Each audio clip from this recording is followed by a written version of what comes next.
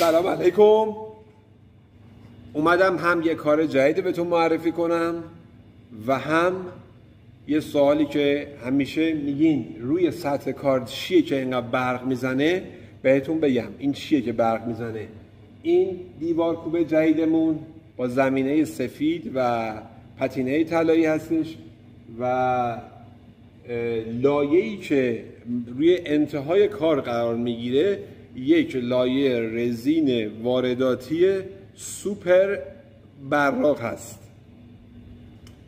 شاید حالا توی عکس زیاد واضح نباشه ولی این کار ضد خشه، ضد گرما، ضد سرما، ضد رطوبت و این باعث شده که این کار در همه فضاها قابل استفاده باشه. دیگه همین دیگه، چیز خاصی نیست. میتونم بگم که با خیال راحت میتونین این محصول رو خرید کنین. خریدشون از طریق لینک سامانه نور هستش که براتون این زیر میذارمش.